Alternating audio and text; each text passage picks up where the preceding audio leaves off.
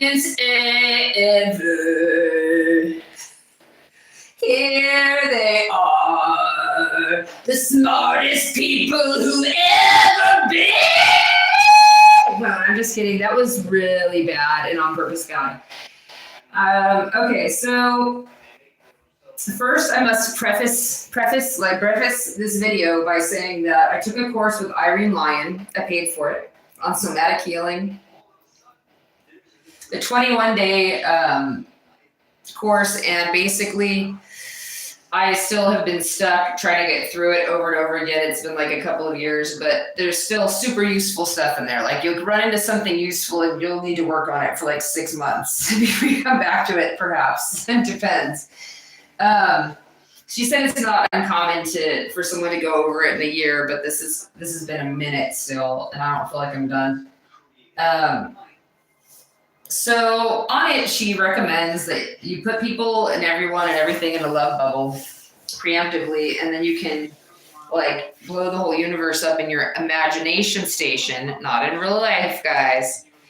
And you can just imagine a bubble, right? And so what I do is I imagine, and like it almost looks like a wart on the wall, like a pink half circle, like a luminous pink half circle that I kind of just plop it wherever. I mean, sometimes I'll forget about it. So then I'll be driving, like I'll start off in my apartment and it'll be like, oh, I think it's on like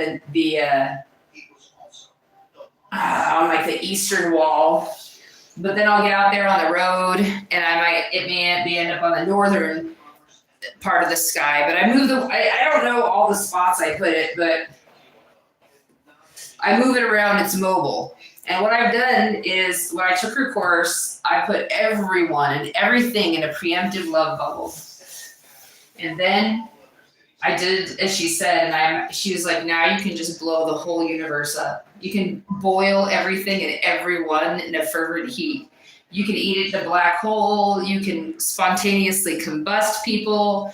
She said it's all in your imagination, but you first have to put the authentic selves all in this love bubble. So for me, I don't know why I always imagine that the other half of it is covered by, so like people in different churches have different words for like God, but I don't really like any of them. I believe whatever it is cannot be named because there's no name. And those names, like I get concerned when we take names too seriously that we think like that we can capture freedom. And like, I think it's unnameable. That's me. So like, we have ways we try to interact or whatever, but like you can't control. That's not yours to control. Like, so I was always told, the way I always thought of it was that prayer was not such a matter of like getting out your prayer gloves and saying like, hey, butler, I got an order today. What? That was probably a MGTOW. I had someone show up and go away. Sometimes when certain people show up and go away really quick, I go, are you a MGTOW? Usually I know that they are because the first question is, why don't I see your face? And the answer is, did you ever watch Spinal Tap? Smell the glove? Gravitas. Anyways, so here we are. Wait, did I mention I was on the toilet that time? C, 5, 4, 5. I smell the blood of a big cow son. Be here, I am a baby dead. I'll give him small pink fairy wings and a dog on the homestead. I have a whole song. It's called the Hogfellow song. Anyways, it's covered with little piggies if you're curious. It's on my short videos. It'll take you a mere 60 seconds to listen to it. Hogfellows. Here is your song. A melody humble, but where you belong.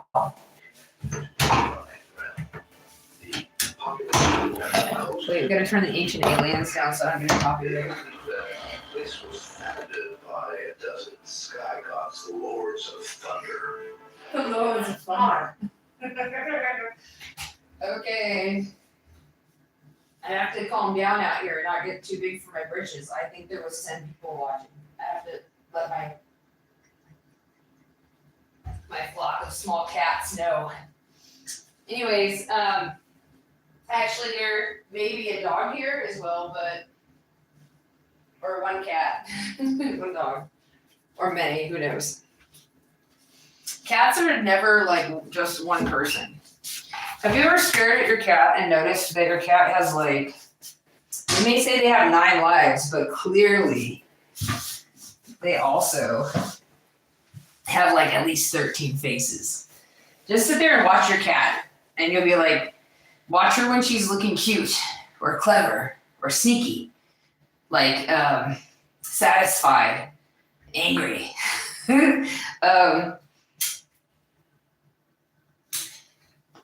Okay, so disclaimer. When I was in a cult, one that Geraldo Rivera did a special on 60 Minutes, and I think CBS covered the Christian Fellowship Ministries. He did a couple of specials, actually. I want to say that there was another news organization that also covered it, but I could be wrong. It's so funny. I used to write, my ex-husband would come to me in secret, or when we were driving, just the kids were in the car, and all of the sermons he ever wrote his entire career were written by me. And I would just proofread. I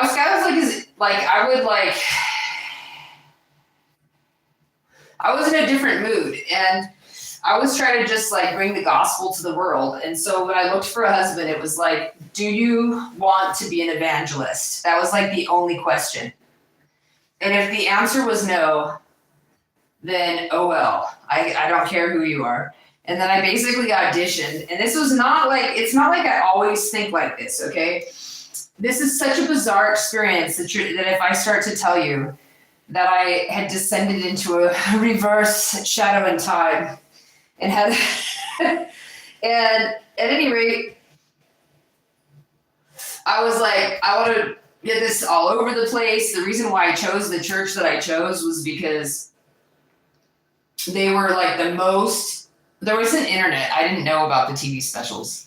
They were the most radical discipleship program that didn't look like it had any risk of turning into a Jamestown or like any Waco, Texas shit. Because the leader is military, and there's like regular people who go to church there.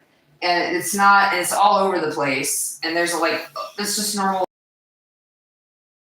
and police officers and shit. Like very normal people, very, very, very normal people.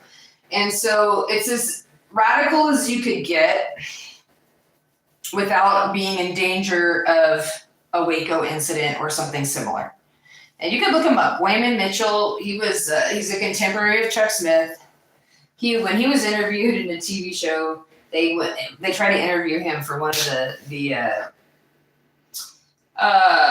Christians need to get comfortable with the word sect. They tried to interview him in one of those TV news stories, okay? And they asked him like if his church is a cult, and he says, "My church is no more a cult than any Foursquare, Assemblies of God, etc." And I think he said that in like the 80s, or maybe the 90s. But I would say like his church was about as strict as like a Foursquare in like a strict area. I call it a quasi Amish experience, but they were very entertainment and discipleship oriented, or they are. And it was like concerts and like trying to pick talent off the streets and all this other stuff. Because everybody would do like music ministries, like rapping. You could go do it on the corner. We would like do everything like out there, right? It's really pretty crazy, but without being too crazy. So like I told them when I joined that I had gone into some deep, prayer state and asked some questions about Jesus. And there was a word on the street was he died because of sin or something like that, but it didn't purify, it didn't, there was no propitiation. And the propitiation, I know this is super crazy sound. The propitiation, meaning he died because of some kind of mass guilt or something like that, or something that was going on that people were doing that we would call sin, but because of it. And that also, it didn't just automatically oh, your sins are just gone, right? They didn't have any effect on he didn't have any effect on your sins one way or the other just by the fact that he died. That didn't change your status. But the Christian doctrine is that you would just it would instantly change your status to even hear his name, anything. I don't know. It depends on which church you're going to. It could be a prayer in one church. Another person, you might have just heard it and felt an accepting attitude. Another person would think a lot of different things. Other people will say, Eastern Orthodox will actually say that he died because of the sinfulness things and the things that were going on the earth, but that it was to show you a different way of life. It wasn't for you to just go, oh, now I know Jesus. I'm going to keep doing what I'm doing because I know I'll never get in trouble. Right? So even if you take the sociological concept of Jesus, we'll get back to the creepypasta in a minute. This is creepy enough, isn't it? As a tipping point of society, then in an old guard, new guard that's chronically being exchanged out in society, then Jesus is 10% of people on earth at any given time. That's who Jesus is. So 1 out of 10 people is Jesus. And they're always in a state of flux, like the toes of Daniel. Some of them are on their way out and some of them are on their way in. And it depends on what the particular society or the culture that you're living in is trying to achieve at that moment and the reality that you're in. And so back to prayer, I was always taught that with prayer, it's not that you are calling on the butler. Hey there, butler, I got this order, that order, this order, that order. It was that there was pre-existing realities. And not, I guess how to say this is you have to attune yourself to whatever you want to call God enough to where you land in the reality that feels like it was already there, but you had to align yourself to it. It's not really you called the butler, right? So that's how I always thought of prayer, right?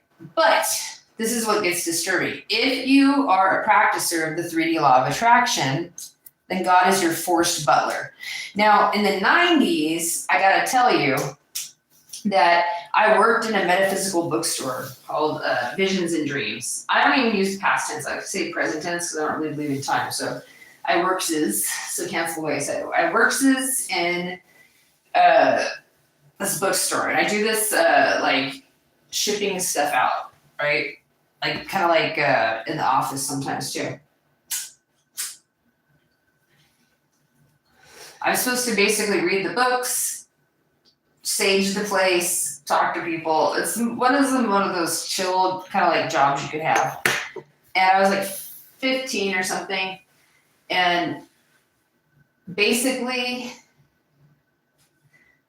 everybody, the witches would come meet up there for their various different groups of witches and different groups of weird metaphysical groups and stuff. They would meet up at different nights when they were going to go out somewhere and go to a restaurant or whatever, because they would meet up at that place and then they would all go from there. And I don't know why it was it just was they all knew the owners or something was going on there. So there was a lot of and everybody, what we now describe as the 3D law of attraction, God. Like that, right?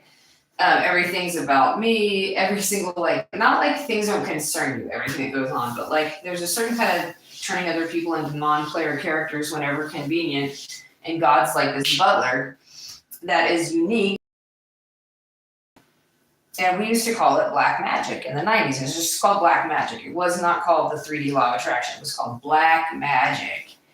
If you are willing, and that's what Neville Goddard will tell you too, but Neville Goddard will tell you that the 3D law of attraction, the form of Christianity that he teaches, are both the same thing. And he has an entire book on it. And it's saying that the 3D law of attraction, if you want whatever you want, all you have to do is identify with every fucking person who's ever been who did any kind of rotten thing that they've ever done. And then you say, like, I'm that person too, and you're like identifying with them, but you don't have to actually go out and do it yourself. So it's sort of a parable for like the 10% of society is either acting like a Joseph-y, kind of like a Joseph part, like the 10 tribes of northern tribes and Ephraim and all that, who's Joseph, who's Jesus. Okay, so then you go, at a certain point, it's supposed to switch according to like the rabbis and stuff to David, right? And even Jesus was like, oh, I came as a lamb, I'm returning as a lion. The lamb, like he's referring to the lamb as Jesus, he's referring to the lion as Judah, that he's going to come in this one and come back in this one. So then eventually what they're looking for is 1 out of 10 people to shift to a different mindset. Now what does David do? He holds open the door at this place where the Lord is with all these virgins. Like he just is this door. He's like, let me just be the door holder, right? And that's what it says. He just wants to be a door holder. That's like the best thing he could ever do. So he thinks he's a door holder. How's he a door holder? Because by identifying with all the sins of all the people, then you can go ahead and do whatever you want, right? So that's why when Jesus tells a parable and he's like, hey guys, 2 men go to the temple. One guy says, I tithe of everything I have. It's like in Luke. I want to say like 9 or 8. I could be wrong. He's like, I tithe of my mint, my rue, my anise. I pray 3 times a day. I do all my good works. I charity. I'm like the most faithful person. And I thank you that I'm like this. I thank you even that I'm not like this tax collector over here. Uh-oh. And then it's like flash to the other scene. He's like, and this other man the tax collector wouldn't even raise his eyes to heaven, but beat his chest and said, be merciful to me because I'm a shitty person. And then Jesus goes, the second guy, he was justified, right? So what is he saying? He's saying that this guy already has identified with every bad person that's been, and why would Jesus say he came so that you can do greater things, blah, blah, blah. But here's the thing. You can pull multiple doctrines out of the New Testament if you want to. You can pull out the doctrine that I'm telling you right now, which is more like the Pauline doctrine, where in 1 Thessalonians, he describes them as being, I believe it's in chapter 5, that like children of the light who walk in the day blameless even, right? That's 22 and 23 verses, I'm wrong. And so the idea is Paul preached a faith-only Jesus. He preached a Neville Goddard Jesus, okay? And so then in the Bible, when I learned Hebrew, it says Bereshit bara, and I'm not trying to pronounce it right now, the heavens. So the Bereshit part just means, so it's like Genesis, where it means at the headwaters of time. So like something was fattened that was already there, right? Like, or impregnated. So it doesn't even suggest the way we're taught that the Bible says like it's the beginning. In Hebrew, it doesn't say that. If you really break down the first word, it suggests that this was the headwater of a particular time period that the Lord, so to speak, impregnated and fattened. So then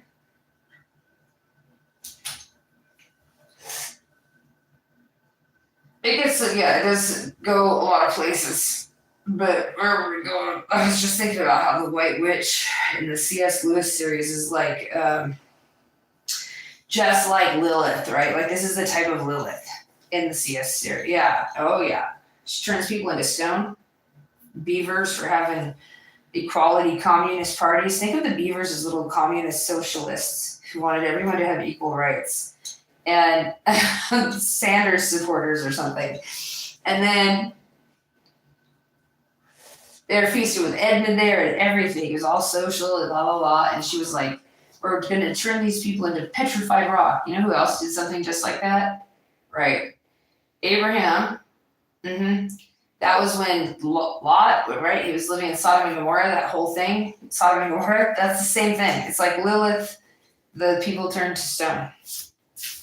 Like, we forget that there's agents through all, like, the Bible. In monotheistic religions, they tend to, like, forget that the Bible uses agents, I think, but I don't want to say that they do. But I felt like that sometimes, like, because we forget it says, like, Elohim, which means, like, a bunch of both gods and goddesses or judges, so to speak, headed by a male deity. So it's a weird word because it's a singular plural. I took a class. Jeff Benner says this in his classes, and he breaks down archaeological Hebrew. But so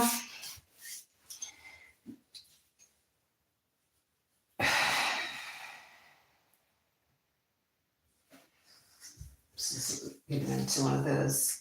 So if you're not, so there's another type of Jesus preached in the Bible, though. You know, that Paul and some historians say was consenting not only to the death of Stephen and other martyrs in the Bible before he supposedly converted, but that he also killed the former head of the Christian church, the brother of Jesus, James himself, was involved in stoning him to death, because some stories say that James, Jesus' brother, who's left in charge of the church when he died, right? The actual guy in the story, so to speak. The story is one of the stories amongst many. If you believe a sociological Jesus, then why would you believe the James story? There wouldn't really be a reason. But the story goes that there was a guy named James, right? But there was a lot of guys named Jesus living in that period of time, because it was like, you know, like there's like, you have a couple of guys named Jesus in your class right now. If you're in California, some days you might even have like 3 kids in class. So that's the same as that, you know, Jesus is in class is the same thing as Jesus. So like, it's normal to have, like, there were so many people named Jesus back then. I hate to say this, but there was a lot of people named Jesus back then because it was like a name for like Joshua, Joseph, Ephraim. And so people would use that because it was like, like, we're going to be badasses here. So this is a very common name. And so there's a story, though, that a guy named James was in charge of the Christian church, and he had a brother. They say, go look it up, find out if I'm wrong.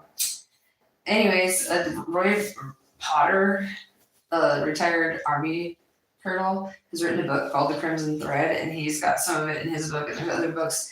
But one of the things is that this other guy, James, was in charge of the church. And so when you read like James chapter 2, and he's like, oh, you do well that you believe in God, but don't you know that demons believe, but they tremble? Oh, don't you know that, oh, vain man, that faith without works is dead. Even the demons, they believe that Jesus is Lord, but they tremble, right?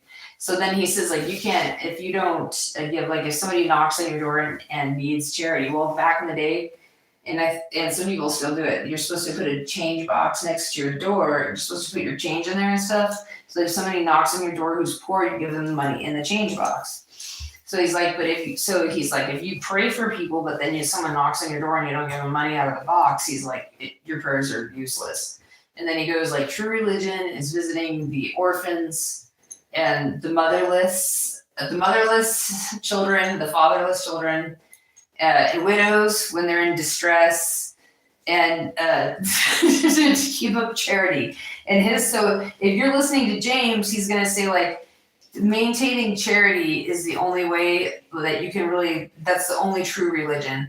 Everybody will tell you it's this good deed, that good deed, whatever they tell you, whatever religion they're praying. If they're really trying to practice religion, you would be able to put a PI on them and you'd think they were charitable. This is what he was trying to say, yeah. And the Apostle Paul, that had taken over. Well, here we see that there's no wonder in the New Testament where they're like, oh, they can say something like that it's a wicked and adulterous generation that seeks for a sign, and no sign will be given it but the son of Jonah. It's a very common scripture. Except for, why is the Apostle Paul, after they cast lots to replace Judas and decided, I think, on Matthias, if I'm not mistaken. I'll have to look it up, but they replaced the apostle who supposedly hung himself. So then how is it that the Apostle Paul replaces that apostle, and he says it right in his stuff? How is that? I have to ask myself, when it's because he had a vision on the road to Damascus and he saw a white light and he fell off a horse and he heard someone say, Paul, Paul, why do you persecute me? And that is the reason why. Someone came to his house a few days later and scales fell from his eyes. But the idea is that he's got replaced another apostle based on nothing but signs. In fact, they didn't even believe him. Most of the guys didn't believe him and wouldn't even hang out with him for a long time. And they were scared of him too because he'd been killing Christians. So Paul had an extremely radical idea, and he may have even gotten to that position by what we would consider unorthodox means. Now, this is the part that I was going to get into. We're going to go into all that to say this. But I rip off that one person said, what? Oh, so my wood burning stove, putting fire in the fireplace, and lo and behold, I felt like a predator was watching my every move from above. And I was like, I started to feel like intelligently, like I could feel the level of intelligence. And I thought, okay, I'm going crazy. There's no way there's a cat. The only logical explanation would have been a camera on the ceiling. And I was like, there's no way. That's not what's going on here. And I was like, I must be crazy. And I went to bed. The next morning in the fresh snow, there was 3 sets of cougar prints that had gone directly from my roof onto my back porch from my skylights, which were directly over my head when I was sitting at the fireplace. So in fact, I was being watched, but by mountain lions. These same mountain lions stayed at my house for like a week because we were snowed in. And I kid you not, my dog would go out and play with the one of them. And because one of them was a cub, one of them was really big. One of them was medium-ish. And my husky would go out and play with yes. And you know what? They left a spinal column of an antelope on my front porch. So like, you know how cats will leave you some food? They actually left me food on my porch, a spinal column of a wild animal, or maybe a stolen animal from a nearby farm. I don't know. Not that they could steal, but you know what I mean. So like, another thing that happened was, it's like 2016. Oh, this one's really great. I was in the shower singing Ozzy songs. This gets so weird. I get out of the shower, get dressed, I hear a knock on the door. I look out my window because I'm like, I don't expect anybody. And my kids were like looking out the window too. And it was like a guy with a mullet looking hairdo and a not old truck, but like older. And there was a knock on that knock. The guy was like running back. But after they took off, and I was like, this is weird. I go out on the porch. I open it, I kind of like look around at head level and I don't see anything. But I look down. There's a silver DVD player, like a audio or whatever. I don't know if it was audio and visual or whatever. And I took it inside, I plugged it in. And it had the live Ozzy concert inside of it. That was the songs I was singing in the shower. That's a weird one. That actually happened. That one still to this day is like, that is just so weird. That's on the level of, I was singing in my shower. I was singing in my fucking shower. And someone ran up to the porch, dropped the DVD player off. I lived in a house. I lived in an apartment. The shower is nestled in the middle of the house, and there's space around me. So maybe one of my neighbors, I don't know how they could have heard me singing in the shower. I don't know, man. I still think that maybe those kids were psychic, but maybe someone was pranking me, and maybe it was an elaborate prank. I'm not rolling that shit out. It was so good because I pranked my brother before really hard to where I made it look like something was real. when it wasn't. Oh, like a werewolf in town kind of stuff, but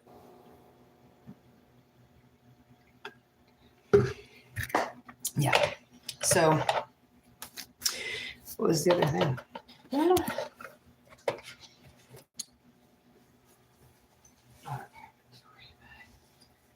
I'm not. No, that depressing air can get out of there. I don't allow it. Mm-mm. I haven't been of it before. My neighbor could have listened. My kids, either one of them could have called someone and said, "You want to figure it out?" That could happen. I think the likeliness of it just makes it so off the wall, though.